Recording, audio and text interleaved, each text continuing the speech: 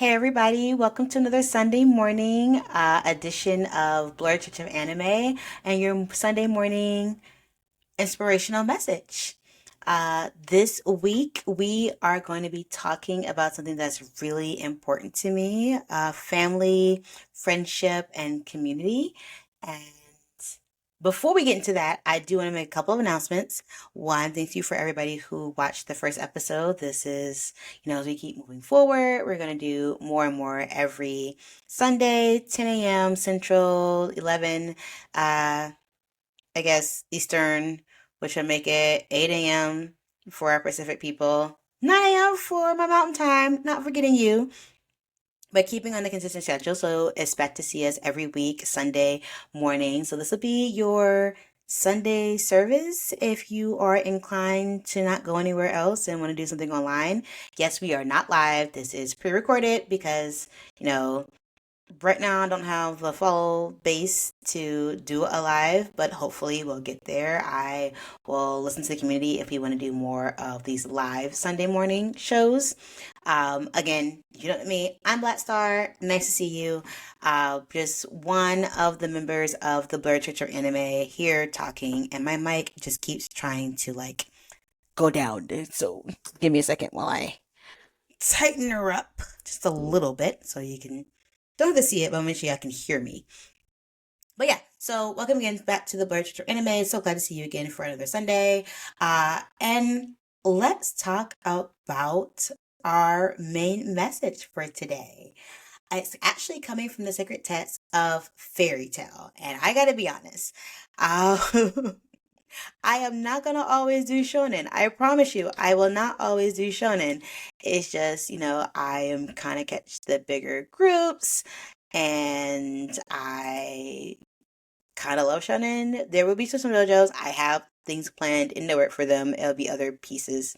Um, but, off of the whole bit of Dragon Ball Z last week and talking about Gohan, let's do our deep dive into Fairy Tale. So, for those of y'all who don't know about Fairy Tale is a manga series written and illustrated by Hiro Mashima.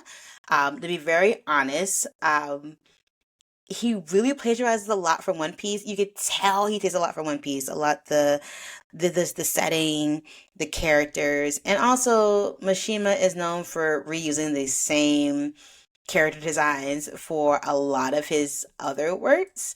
I think one of his other works is Rave Master, which is the first thing I saw from him, which I didn't love. But he also had Monster Hunter Orage and Eden Zero was like the newest thing he's positioned. So all these things you can pretty much see it. And like Mishima always lists Dragon Ball and One Piece as his favorite manga. I think Dragon Ball's his favorite manga growing up. Just you can obviously see in the way the story is structured. And then, he really cares about Oda um and fair One Piece as this really your overlay characters. But as much as I love One Piece, and we will talk about One Piece later, I just gotta get my head around it. I kind of like Fairy Tale better. Don't don't shoot me. Don't come for me. It is a personal opinion. I fell into Fairy Tale despite not liking Rave Master, despite other things, but I really, really, really cared about Fairy Tale, thus the manga, and then eventually the um the anime. And so what I think Fairy Tale is really good about, and probably better than a lot of other shonen and anime series, is that friendship is the winning power. I know. There's so many animes that do the whole friendship wins the battle, that there is no greater power. Friendship is magic. Friendship is the most important power. But I think Fairy Tales does it better. To be very honest, the whole premise is friendship. And community as the way that people are stronger and make it. And I think they do it in a very interesting way. But don't come for me. I am a My Little Pony Friendship is Magic super fan. If I was a guy, I'd be a brony. I even cosplay as Sakura and Pinkie Pie. Did a poll. performance, actually, the Pink Pony Club to Pinkie Pie. So like, don't come for me. I love it. I think Friendship and Magic is great. And like animation in general, but I think Fairy Tale does it better. And so let's jump into why this is important. I don't know if y'all have read all the internet articles or all the people talking about this loneliness epidemic that apparently is affecting a lot of men across different age groups. I personally don't think it just affects men. I think it affects all humans. The pandemic, the panini, was interesting and seeing how people, dealt with being stuck inside and like building communities in different places. I think it's more prominent in men where, most men won't say that they have a best friend and, they feel lonely that they don't have people they can talk to every day. And with all of that, I'm gonna affirm that it is actually not healthy for you not to have friends. That it's actually not healthy for you not to have community. Um, and I think fairy tale tells the story of why community is so important. If you don't have people who are willing to have your back, and not just one person, like some people be like, oh, I have my one best friend, or I have these couple of people I hang with, we may live close to each other, or I have a partner, my partner's my best friend. That worries me too. I am not one of those people who believe that your partner should be your only friend. I am those people like you should have a community of people, because what happens if that something happens to that partner? What happens if you have a falling out? You need like other people. We cannot be islands among ourselves with just one or two people in our group. Like you need, I think, a bigger community. And fairy tale really tell the story. So what is fairy tale if you've never seen it? And I promise you any spoilers I give you are at least 5 years old at this point.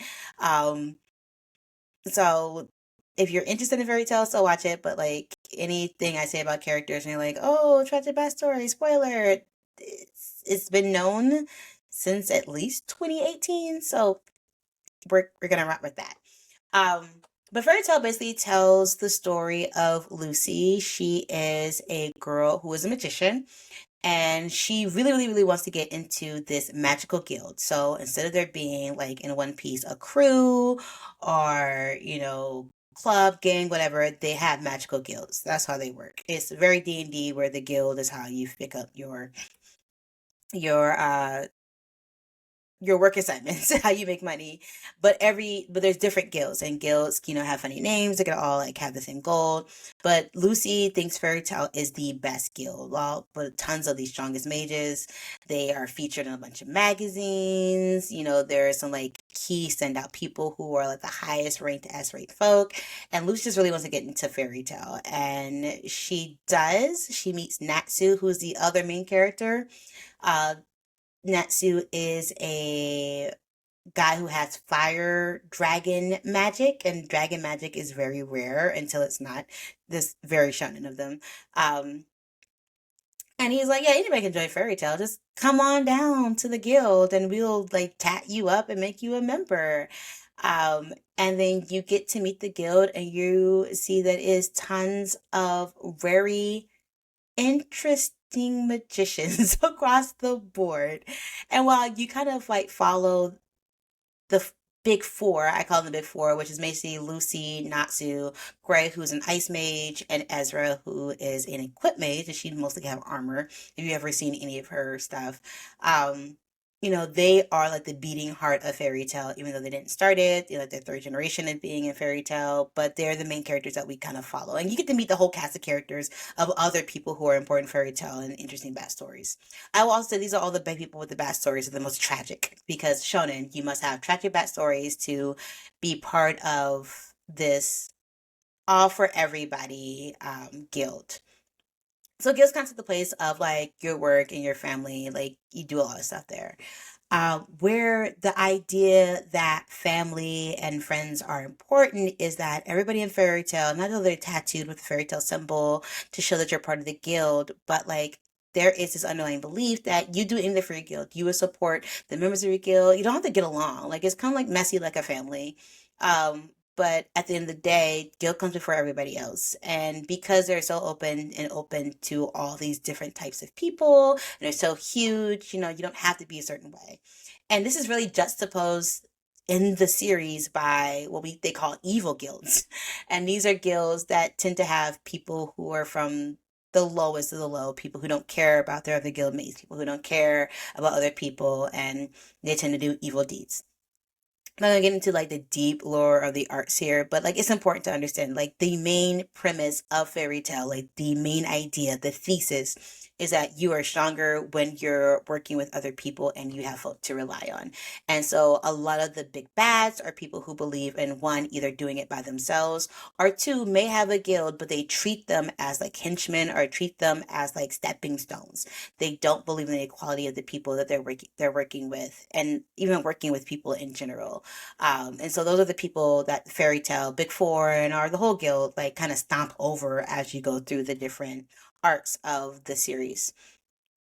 Now, why is this important? Like, why do you care what happens at fairy tale more than so that there being the main, guild that we're watching and dealing with throughout this entire thing? Well, big piece is it's really important to have community. And when I say community, I don't just mean friends and I don't just mean family. Like I am a big proponent that your family can be friends, your friends can be family. It is really important, kind of based on your life and what you see.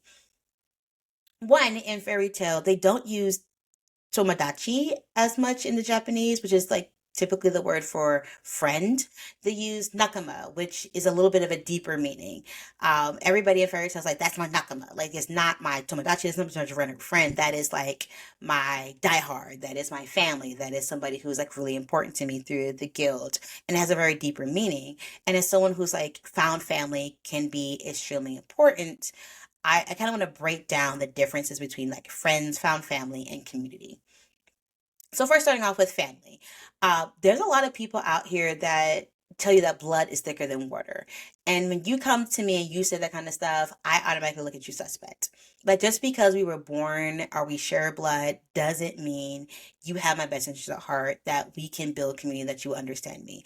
There are tons of people, and it's becoming a lot more common now for folk who have to go no contact or low contact with family members because of abuse, because of overstepping boundaries, because refusing to understand what it means to respect people. I am not a fan of parents who think they can treat kids any other way just because they birthed them. I'm not a fan of like telling somebody your family, so you have to deal with us in this way, you have to support me. Like that is abuse tactics. Like let's full stop. Someone telling you just because they're family you have to do something is abuse. Like just because someone is your blood doesn't mean you can choose to disrespect them or choose to cross boundaries that they have set for them. Like this is not a magical thing of blood ruling over everybody else. I get it. Like a lot of times in the past where, small groups, people who are oppressed, like family was really, really important because you couldn't trust other folk. But like we're in a day and age now where you can't even trust family. So I want to start off there saying like family is important, but not family that disrespects you, not family that tramples over you, not family that is abusive. So if you're somebody who's had to go low contact or no contact because of that, whether it's a parent or cousins or aunties and uncles or sisters, brothers, whatever, because they just do not understand and they're not willing to work with you, I affirm you in that. Like I know it's not an easy decision. It's really, really hard, especially when you're a child and you're raised in the family and you believe that they're your end all and be all. It's not easy at all to be like, I am going away or taking myself away. It's like literally cutting off a part of your body. With that said, I think there's also people who are part of families that reject them. I think a lot of queer people can talk about this, queer youth and even older folk, that when they start being their authentic selves or they come out the closet, family is like, hey, you're not who we wanted you to be or who we thought you were supposed to be. And so we reject you for religious reasons, for social reasons, and then they lose out on family that way. There's people who have families that didn't want kids. There were a lot of kids who are in the system. Like that is why I'm always anti-forced birth. Like there's some people who just should not be having children because they do not actually want the child or the human being that comes out of it. They, want something they can like control. And I'm not gonna get on my high horse about first forced birth. This is not that kind of podcast, but I do want to say like, just because you are part of family doesn't mean they have your best interest at heart. And you are not dictated to do that. That said, having family is important.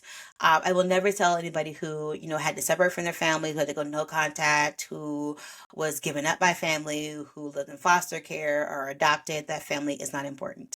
But there is a thing called found family. I think you can find people who share the same interests, are people who generally, I don't want to say interests, but people who generally will love you for who you are and support you, and they can become found family. I again look at the queer community where a lot of people who were like cast aside, not understood by their family members, and maybe not even totally rejected, but just like asked to hide person themselves, finding family in other people who had the same experiences. I think found family can come from friendships. I think found family can come through churches and religion. I think found family can come through a lot of different ways, but I think it's really important to have groups of people who have your back and who respect your boundaries. Like, that's another thing. Just don't create family of people who don't respect their boundaries. Friends can do the same thing. So then we look at friends. Friendship is super important. And then we talk about the lonely man epidemic. A lot of them just feel like they don't have friends. And then they don't have a partner. So then their partner is supposed to be their friends. And it's a whole mess. Friendship is hard. I'll be very honest about that. As someone, I don't struggle making friends. I'm an extreme, maybe not extreme. I've become more towards the center as I've gotten older, but as someone who's been predominantly been an extrovert, I can make friends with a plant. I will start talking to a tree, and then in my imagination, we're the best of the friends. Me and this tree spirit are doing adventures later on. But that doesn't mean I haven't been around people who are like, it's really difficult. Or even haven't been times where I've like, it's really difficult to find community or friendships in new spaces. As someone who's moved from state to state, city to city, and most of my adult life, it's hard to start over. Because some friendships, a lot of friendships, especially when we're younger, are about vicinity. Your friends are the people your family knows. So friends may be other family members, cousins who are about your age, or friends of your family, your parents, friends and their kids, because you're always around them. It could be the kids you went to school with. It could be the kids you go to church with. It could be the kids in your sports teams. A lot of it is just vicinity. Who is next to you? And they end up being your friends. And as you get older, you realize maybe that friendship isn't working for you.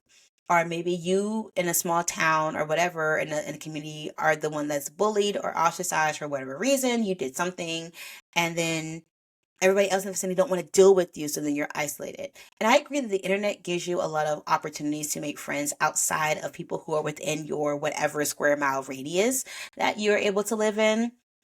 But internet friends always can't fill the void. You're hoping that the person you're talking to on whatever social media platform or messenger platform or whatever is the person they're saying they are. And as someone who grew up in the internet in the early 2000s, I can tell you, like, everybody with their ASLs ain't telling the truth.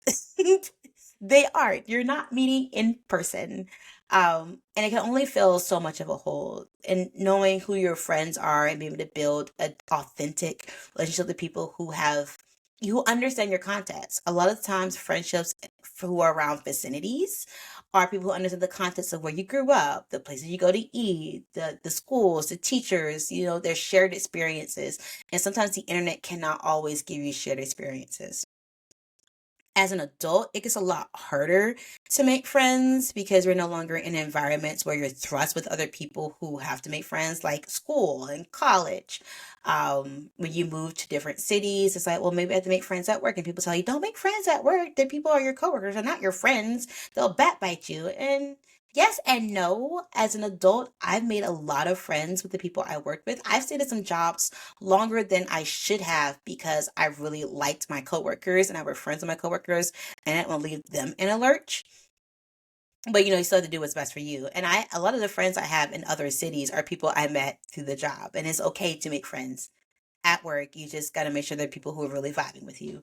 Um, Churches, like this general community where like you need to find people who are into the same things you are, and you got to put in time into it to make friends. Like, friendships don't just spontaneously happen and continue as an adult, because you don't have to see each other every day. You could be home, you may choose to be home, and then a friendship goes right. You don't talk to someone over the phone, you don't like message them and be like, yo, how you doing?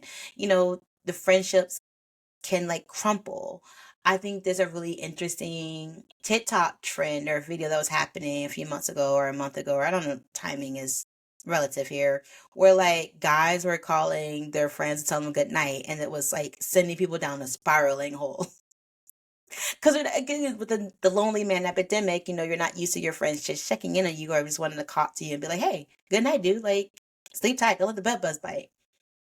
And it seems like more of a feminine trait to do that. I mean, none of my girlfriends call me to be like, "Good night, girl." I'll be like, "You can text that to me." But I get it. Like, we can, for a lot of my female friends, we can pick up months, years later, just be like, "What's going on? Hey," I could call about one specific thing and be on the phone with them for 3 hours. And I get it as an extrovert. I can do that. There's a lot of introverts, and I'm one of those extroverts that pick up introverts. It's kind of really hard to be the like initiator about that. It's really hard sometimes to be have the energy to want to go out and hang out with friends and continue the relationship, not just build it, but like maintain it. But it's something that has to be done. And then finally, there's community. Community isn't just friends, it isn't just family. It is a base of people who are willing to work together and, head towards the same goals. Community is very nebulous in some ways. I love fairy tale because it feels like the guilds are about community more than just about family, blood family, and friends. And we see this a lot through like the stories of the people who are in the guild. So like Natsu being a having fire dragon magic was an orphan raised by a dragon with fire magic, and then the dragon just leaves. So then Natsu is orphaned again. Spoiler. And he then falls into fairy tale that takes him in as a kid, and then he meets other orphans. Like he meets Nat Natsu meets Gray. Gray is an ice mage, and they have this whole rivalry, fire and ice. Haha, it writes itself. But Gray is also someone who like was with a parent figure and they left or they died, disappeared, whatever, and is left to like try to figure out like how do I rebuild that family after this like tragedy. You have Ezra, who is an orphan, and while she has a community of other orphans, they are killed and she is left, wandering, trying to figure out like how do I rebuild that community. And yes, they are kind of thrust together in this guild for vicinity and they create this friendship a little bit, but through trauma, but also because like fairy tale is a community. Fairy tale also isn't just about orphans, because that would be boring and everybody at fairy tale was orphaned. But you have people who bring in their family. There is a character who is the grandson of the guild boss, and that makes for some interesting issues that eventually has to be talked about. There are families like sisters and siblings that are there. I think Mary J and oh gosh, I forget his name. With their siblings, like like the community doesn't say only one of y'all can come. It opens it up to other, friendships and families. Like Lucy gets in on the word of Natsu because he just randomly meets her and it's like, we could be friends. Come to my guild. And she's like, what guild? Oh my god, fairy tale! I love fairy tale. That's literally the first chapter. So like, this is not a spoiler, y'all. Is really important. Like it being able to be around other people and like have shared goal and shared interests is super interesting and super important for us as human beings. We none of us are islands living out here by ourselves. And I think being able to build a community and how you do it is super important. Because let's say all communities are not equal. I mean, I don't want to throw like the incest groups under the bus, but I am the racist and cult like behaviors on the bus, but I am because they take lonely people and they say, "Hey, here's other lonely people, and we all have the same grievance." Like building a community based off of grievance, I don't think is always the strongest community because if you get beyond that, you're no longer accepted. And I think this is very reminiscent in how the evil guilds are based. A lot of evil guilds are like, we want to do this one thing. We created a guild based off of that, and the one thing is the hurting of the people. We look at all these other evil guilds and like the masters don't really care about the people in their guilds. They're all pawns to be used. And that is very dangerous. And I think a lot of lonely people get pulled into groups where the leaders of the groups or the masterminds of it see them as pawns to get to whatever scheme they're having versus having authentic groups. And I don't have the perfect magic bullet or solution that's like, how do you find a real community that's not, you know, abusive or exploitative, but a lot of it has to do with like finding people who genuinely get you. And if you find them in a community that is not great, you don't have to stay in the community. You can find the two or three friends in an incest community and be like, yeah, I don't think I'm feeling this anymore. Do y'all want to just like talk on the side and like find other people who are like vibing with us on that? Because that is valid too. You go to church and not really feel like you agree with the whole theology, but you may find four or five people you're like, yeah, this isn't quite where I'm at. Y'all feel the same, and we can just go vibe over here and go get brunch on Sundays instead of like coming to this service where we feel like they're like not, sewing into our lives the same way. I think it's all just the entry step into finding real community. And there's a push from fairy tale is how do you find your real community? How do you find the people who are down for you? And then I think it's very interesting because fairy tale also has some very good characters that deal with going from being an anti-community person to joining the community, and a really good redemption arc with a particular character who is one of my top characters, and that's just a lot about me. I don't and the ship of the character, he did really horrible things too. Well, I'm not getting into that. We're not getting into that. But I think it's a really good redemption arc of like, the character who's like a foil to Natsu had like the same kind of upbringing, was raised by a dragon, the dragon disappeared on the same day. And instead of finding a fairy tale, found an evil guild who like really pushed into that whole individualistic look and where you just do for you. And it became kind of sadistic about that. Very American, actually, this whole idealistic, like as long as I'm good or the people directly surrounding me are good, I don't care about other people. And that's not how we build community. Like that is not how you make sure that you're okay.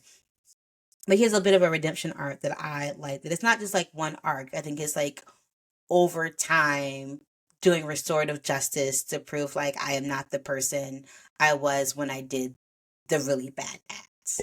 Um, yeah, I'm not gonna get into that, but it is making me think that I should do a message about redemption arcs and restorative justice. Cause I love a good redemption arc. It's no Zuko redemption arc, but it's pretty good considering. I wonder if I would use Regina for this. Vegeta's interesting. I don't know if Regina ever got truly redeemed. You know, separate episode. I'm going on a tangent. Let's get back to the point. But yeah, so and even in fairy tale, we have a character who uh some magical beings created a whole guild for this character so they wouldn't be alone until they could find a guild that fits. Like, it's really hammering in how important it is to have this community. And if you don't have community, that you are oftentimes set off on a path that leads to hurting others, including yourself. And I think that's true. If you are someone who struggles, with making friends or finding community, I do invite you to kind of put yourself out there online first and then finding like actual people in your area or people you can like travel to meet to build it. I think online community is as valid as in person, but also knowing that, you gotta work harder to make sure your online community is maintained. Um, and then people think, oh, I can just make friends online and we're great. Like, yeah, but you gotta put time into knowing who they are and talking and, just don't let that sit there because then you'll never get deep enough where you feel that the community has been actually built. I want this to be a community for people who are like minded and think these things are helpful. Like if you didn't have a great week or you're gonna get a better week, like if you're saying these things can help you think and you want to have the discussions, that's part of building community and getting to know folk.